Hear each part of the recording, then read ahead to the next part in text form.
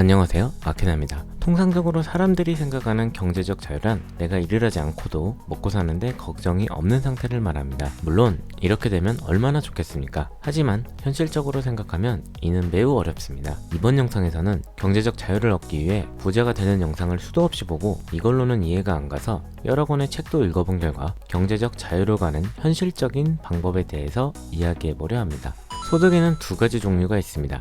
액티브 인컴과 패시브 인컴이죠. 대부분의 사람들이 패시브 인컴이 아닌 액티브 인컴에 100% 의존해서 살고 있습니다. 액티브 인컴의 장점은 패시브 인컴에 비해서는 안정적이지만 직장을 그만두는 순간 수입이 제로가 됩니다. 자본주의 사회에서 수입이 제로라는 것은 생존의 위협을 받을 수 있는 상태를 말하며, 이렇기 때문에 전 세계의 직장인들은 힘들다, 죽겠다를 외치고 회사를 때려친다는 소리를 하지만 현실은 모두 열심히 다니고 있죠. 또한 직장을 다니고 있더라도 요즘같이 급변하는 시대에는 언제 직장을 잃을지 알 수 없습니다. 하루 대부분의 시간을 회사에서 보내는데 이는 매우 불행한 일이 아닐 수 없죠. 그래서 요즘 유행하는 말이 경제적 자유입니다. 내가 직장을 그만두더라도 패시브 인컴이나 축적해놓은 자산을 통해서 자본주의 사회에서 생존을 위협받지 않는 상태죠. 재밌는 건 저도 그랬지만 이 두 가지 소득 방식에 대해서 이분법적으로 생각을 했습니다. 액티브 인컴의 비율이 0이 되는 시점이 경제적 자유라고 생각했는데요. 물론 틀린 말은 아닌데 우리가 인생을 살아가면서 체제 전환을 하는 경우에 트랜스포머처럼 한순간에 변신할 수는 없습니다. 시간이 걸리는 것이죠.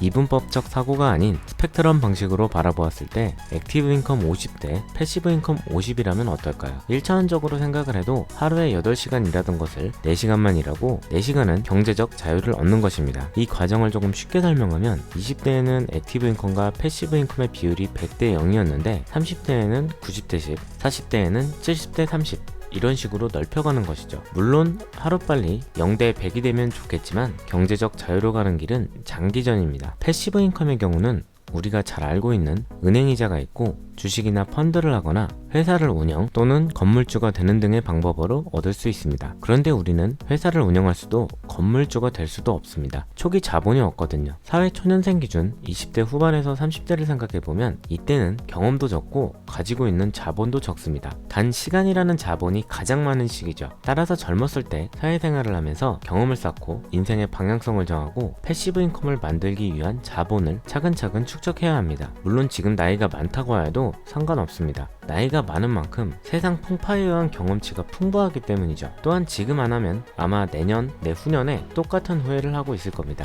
한 달에 수익이 100 있는 것보다 130이 있으면 동일하게 생활한다고 가정할 시 30을 더 투자할 수가 있습니다. 예를 들어 100을 버는 케이스의 경우 10을 투자해서 주식을 2주만 살 수 있다고 하면 130을 벌면 40을 투자할 수 있으니 8주를 살 수가 있죠. 이게 단기적으로 보면 별 차이가 없는데 10년, 20년이 지났다고 생각하면 어마무시한 차이가 나게 됩니다. 결론적으로 소득 자체를 높이거나 절약을 통하여 투자 전환 비용이 높을수록 유리하겠죠? 액티브 인컴을 늘리는 방법으로 우리가 직장인 기준으로 보면 회사 생활을 열심히 해서 평가를 좋게 받거나 승진 등을 통해서도 늘릴 수 있고, 요즘은 투잡이나 자신의 취미 생활을 통해서 돈을 벌 수 있다는 말이나 부업을 하다 보니 본업보다 돈이 많이 벌려서 부업이 본업이 되는 이야기도 자주 들어보셨을 겁니다. 여기서 회사 생활로 성공하는 방법은 확률도 낮고 여러분들이 많이 안 좋아할 것 같으니까 생략하고 N잡이나 취미로 액티브 인컴을 늘리는 방법에 대해서 이야기해보죠. 안타깝게도 여기에는 조건이 하나 있습니다. 예를 들면 취미로 애니를 보던 사람이 SNS에 본인이 시청한 애니에 대한 리뷰도 올리고 앞으로 나올 작품에 대해서 정리해주는 포스팅을 했다고 합시다. 그런데 이 기간이 5년이면 어떻게 될까요? 애니메이션을 좋아하는 사람들은 이 사람을 통해서 정보를 얻고 애니메이션 제작업체들은 광고도 의뢰하면서 자신은 취미생활을 하였을 뿐인데 수익이 발생합니다.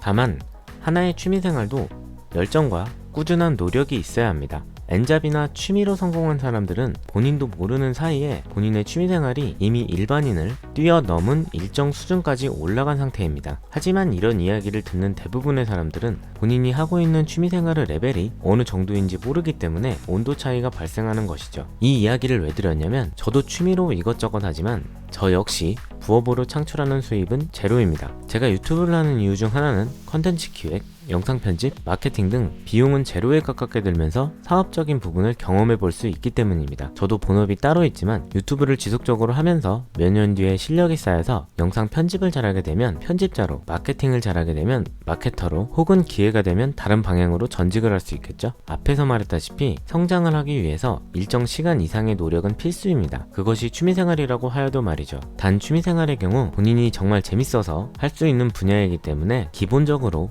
지속 가능성이 높습니다. 유지력이 높기 때문에 프로 레벨까진 아니더라도 일반인들과 비교하면 전문성을 갖출 수 있는 능력까지 올라갈 확률이 높죠. 여기서 가성비와 효율성만 따지면 답이 없다고 생각할 수도 있지만 우리는 유치원부터 초등학교, 중학교, 고등학교, 대학교까지 최소 15년 넘게 교육을 받습니다. 15년 투자해서 지금 사는 인생에 만족하는 사람이 몇 명이나 될까요? 하물며 그때는 돈도 못 벌어서 부모님이 시키는 대로 대부분 삽니다. 하지만 사회생활을 시작하면 힘들어도 더 이상 부모님에게 경제적으로 의지하지 않고 남는 시간에 본인이 하고 싶은 일을 위해 투자를 할 수 있습니다. 세상에 절대 공짜는 없죠. 사람마다 잘하는 게 다르고 환경도 다르고 노력하는 정도도 다릅니다. 그렇기 때문에 각자 성공하는 시기가 다를 수밖에 없겠죠. 액티브 인컴에만 의존하지 않고 패시브 인컴의 비율을 점진적으로 높여서 그 비율만큼 여러분의 인생에서 스트레스 받는 비율보다 행복한 비율이 높아졌으면 좋겠습니다. 오늘도 더 나은 내일을 위해 노력하시는 모든 분들을 응원하며 내일은 오늘보다 경제적 자유에 한 걸음 다가가길 기원하면서 영상 마치도록 하겠습니다. 지금까지 아케나였습니다. 감사합니다.